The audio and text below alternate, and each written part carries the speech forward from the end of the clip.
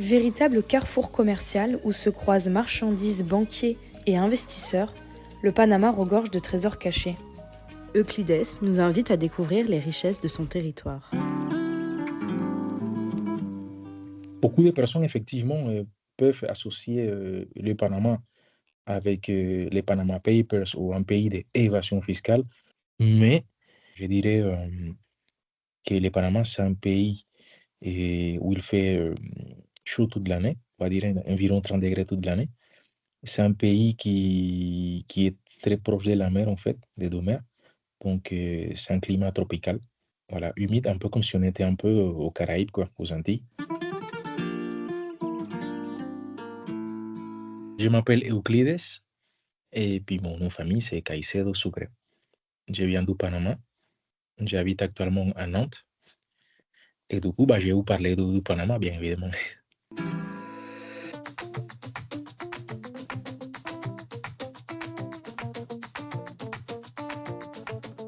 Si quelqu'un veut s'imaginer le Panama, il faut pas que la personne s'imagine genre des pays d'Amérique centrale comme le Mexique, Guatemala, ou Nicaragua, ou El Salvador, ou même des pays d'Amérique du Sud comme le Pérou, ou le Chili, ou la Bolivie, tu vois, ou l'Uruguay ou Paraguay. Ça, c'est des pays où la culture indienne, elle est un peu plus accentuée, tu vois. Nous, on aura plus, on va dire, de l'influence afro-antillaise qui est un peu plus forte, tu vois. Et ça fait un peu nous on appelle ça l'idiosincrasia del pueblo. C'est un peu la façon de se comporter, de se gérer, de parler, tu vois, des personnes. C'est très caraïbe, c'est très blague, très, voilà, quoi. Rigoler, tout ça. C'est vrai que l'Amérique s'est découpée en trois parties et culturellement, l'Amérique va être découpée en deux parties.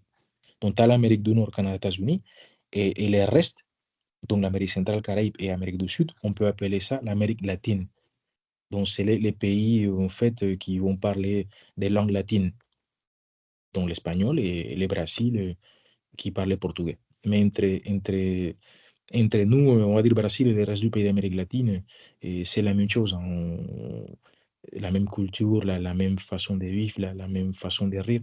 Donc, en Amérique latine, c'est très commun en fait, c'est la norme de garder toujours les noms de famille du père et de la mère.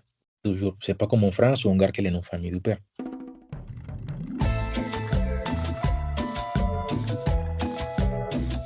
Et les Panama, c'est un pays où les Panaméens sont très accueillants, peu importe la nationalité, ou peu importe la religion, peu importe, on est très accueillants là-bas.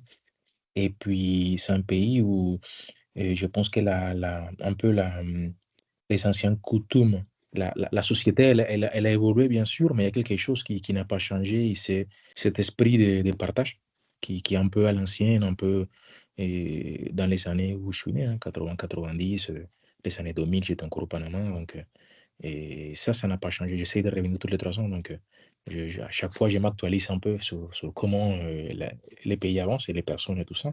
Et puis, à chaque fois, je m'aperçois que ça n'a pas changé, quoi. Les personnes sont très accueillantes et sont très, avec un esprit de partage. Ils sont capables de te donner tout ce qu'ils ont et rester sans rien, tu vois, et avec l'objectif que tout soit bien, quoi. Et au Panama, majoritairement, on va retrouver des paysages côtiers, dans tout ce qui est plage, île, archipel. Et puis, sinon, nous avons aussi tout ce qui est la forêt tropicale. Beaucoup de forêts, genre comme la forêt amazonienne, pardon. Vraiment très tropicale, très dense, très vert, très plein des animaux de tout type, toutes les couleurs, enfin. Et puis, bien évidemment, nous avons la partie de la campagne. Tout ce qui est la campagne, les personnes vont se dédier plutôt à tout ce qui est l'agriculture et puis l'élevage de certains animaux. Et c'est très calme, c'est très, très traditionnel la campagne. Et puis, nous allons trouver aussi tout ce qui est dans les forêts tropicales, les Indiens, certains Indiens qui habitent encore dans la forêt. Et puis, tu as des autres types des Indiens, un deuxième type des Indiens qui habitent dans les archipels et dans les îles. Ils habitent principalement dans l'archipel de San Blas. C'est un archipel qui est proche de la Colombie, on va dire. Et puis là, tu as plein des Indiens qui habitent dans plein des îles, des milliers des îles. Donc, on les appelle les Kuna. Et du coup, tu vas bien évidemment retrouver aussi Panama Centreville, Panama City, la ciudad de Panama, et puis qui a une ressemblance à une petite Miami, beaucoup de gratte-ciel, est très moderne, très cosmopolitain. Donc, et puis aussi les favelas, bien sûr. Mais après, comme Panama, c'est un petit pays, bah, ça fait des petits favelas, ça fait moins de pourcentage de. Enfin, tout est plus petit, quoi.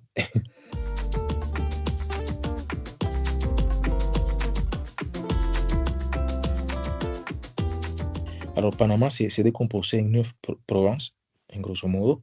Et puis, en grosso modo, tu as certaines provinces où c'est plus la culture antillaise. Donc, tu vas retrouver plus de personnes descendants d'Afro-Antillaises, pardon.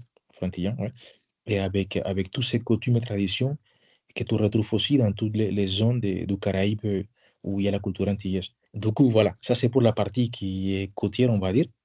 Et puis sinon, dans tout ce qui est la campagne, tu vas retrouver majoritairement des personnes avec des traditions, des habitudes et même des têtes qui sont, on va dire, issues du métissage indien-espagnol. Donc, tu vas avoir beaucoup de personnes qui ont la peau claire, les yeux clairs, et puis des traditions espagnoles à peu près, même leur accent et tout, quoi. Ça, c'est la partie de la campagne. Et puis, sinon, tu as aussi la partie où tu as posé les Indiens, quoi, qui, eux, ils ont leur culture aussi, avec leur langue, leur tradition. Donc, tout ça, c'est mélangé. Tous ces mélanges-là, ça fait la population du Panama. Et à ça, on doit ajouter que sur les 4 millions de personnes qui habitent le Panama, tu as 1 million de personnes non panaméennes, enfin des étrangers, quoi. Tu as juifs et musulmans, tu as, beaucoup de Colombiens, beaucoup de Vénézuéliens. Et puis, enfin, sincèrement, moi, si je fais on va dire, exercice de mémoire de toutes les années que j'ai vécu au Panama, depuis que je suis né jusqu'à l'âge de 24 ans, sincèrement, je n'ai connu des gens je dirais pas de tous les pays au monde, mais presque, quoi. C'est comme Panama, en fait, c'est une plein milieu, en fait, c'est un hub, on va dire, commercial, et même pour tous les vols qui vont aller ensuite et s'acheminer vers le reste de l'Amérique, quoi. Ça passe par Panama, donc c'est vrai que on a la chance d'être en contact avec toutes les personnes qui passent par Panama et puis qui veulent investir, etc., etc.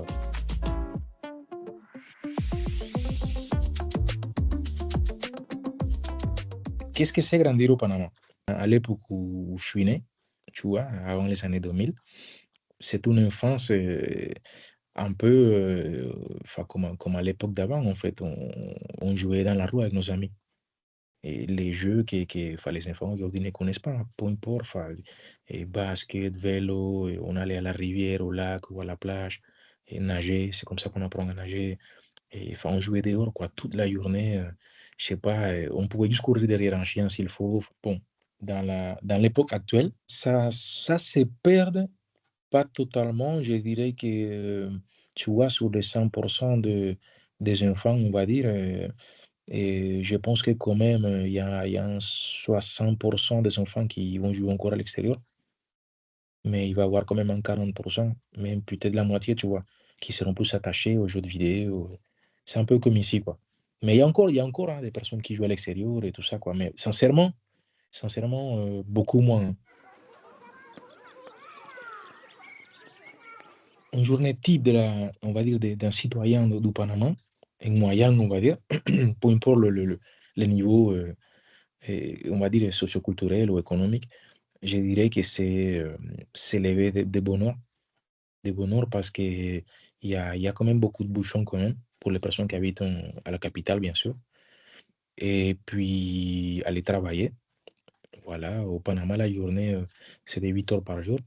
Et entre midi et 13 heures, c'est une pause, mais c'est comme si tu étais à la maison, en fait, parce que vu que les gens sont très proches et très familiers, très décontractés, voilà, c'est un peu comme si une mini-fête, quoi, entre midi et 14. Les personnes vont rigoler, raconter des blagues, on va tous manger ensemble.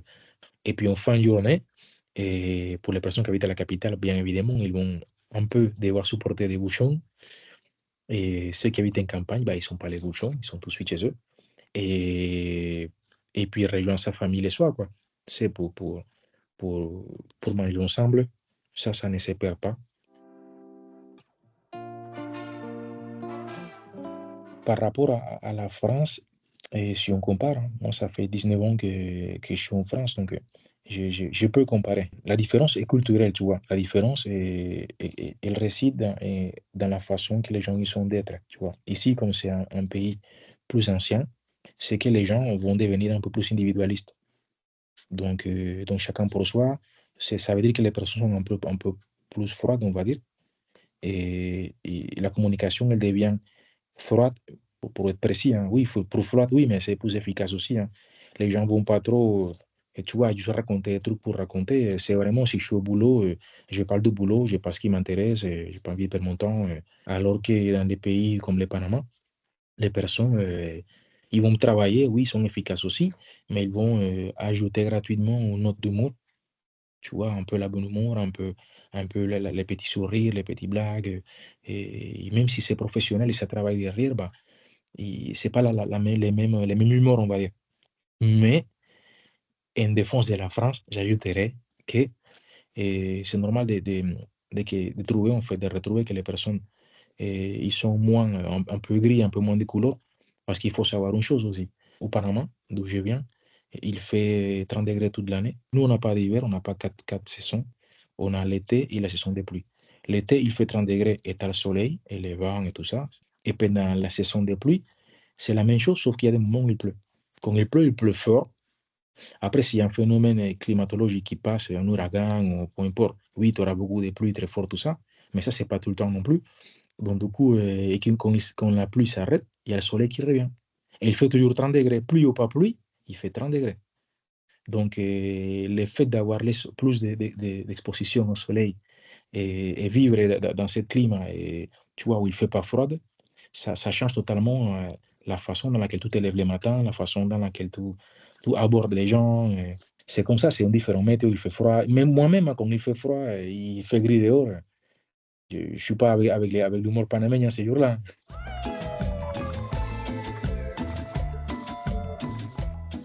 Beaucoup de personnes, effectivement, peuvent associer le Panama avec les Panama Papers ou un pays d'évasion fiscale.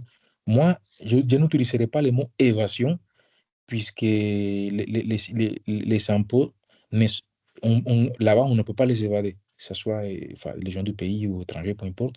Il n'y a pas une vraie évasion fiscale puisqu'on ne les évade pas, on ne les esquive pas. Et on va dire en quelques points. Le premier point, numéro un, c'est que Panama, c'est un pays où les impôts sont bas, si on ne le compare par rapport à ici. Et deuxième chose, il faut savoir que les impôts sont bas pour une raison. Ces raisons-là, elle est financière et stratégiquement. Ça va attirer des investisseurs. Voilà. Et qui dit investisseurs, dit les bons investisseurs, et les investisseurs, on va dire, pas bons entre guillemets. Ça veut dire blanchiment d'argent. Comme tous les pays où il y a un paradis fiscal, et si c'est le chapeau Ousmane qui vient garder 1 milliard de dollars à la banque, ou si c'est le président Emmanuel Macron qui vient, on s'en fout. Business is business. Il paye son pourcentage d'impôt. Le pays, il fait de l'argent. Cet argent, elle va aider à développer le pays parce qu'un pays qui a de l'argent, c'est un pays qui peut faire bouger l'argent, générer des emplois, générer on va dire, d'investissements dans le tourisme, on va dire, tout ce qui est le bâtiment, etc., etc., etc. Il y a 1000 façons d'investir, mais il faut l'argent. Et est-ce que ça impacte à la population? Oui, bien évidemment, mais l'impact, il est positif parce que ça fait que dans tous les pays de la région, nous, le Panama, financièrement, nous, on est pas mal, tu vois. Notre favela, elle est toute petite. Oui, il y a de la pauvreté. Et oui, mais elle est minuscule hein, par rapport à les autres pays. C'est pour ça que d'ailleurs, on a beaucoup enfin, des immigrants qui viennent au Panama parce qu'il y a du travail, parce qu'il y a le dollar, parce que tu peux t'en sortir. Moi, mon plat préféré, personnellement, c'est un plat qu'on appelle sopa de pata. C'est un plat qui était préparé par ma grand-mère, il repose en paix. Et pour moi, c'est la meilleure cuisinière de tout le pays et de toute ma famille. Et ces plats-là, en fait, c'est une soupe qui est faite avec tu sais, les pieds de la vache, en fait. J'ai eu la chance au Panama de grandir dans une famille où il y avait beaucoup de femmes. Et moi, j'ai eu la chance de pouvoir apprendre voilà, avec ma grand-mère avant qu'elle décède, et même avec ma mère et mes tantes, tu vois. Donc, chez moi, on s'est préparé tous les types de plats typiques panaméens. Bon, chacun a ses préférences au Panama, si tu poses la question. Mais pour moi, un plat typique du Panama qui est, pour moi, c'est dans les top 3, c'est un plat qu'on appelle le sancocho. Sancocho, c'est en fait c'est comme une soupe de poulet, en fait, avec certains légumes et tout ça. Mais il y a une façon spécifique de la préparer et puis, comme c'est bien fait, c'est hyper bon. Sinon, nous avons aussi l'arroz con pollo. En fait, c'est du riz avec poulet. Il y a tellement de poulet qu'on pourrait appeler ça du poulet avec du riz. Et je dirais, dans les top 3 aussi, tu as tout ce qui est les plats à base de fruits de mer, c'est les spécialités aussi.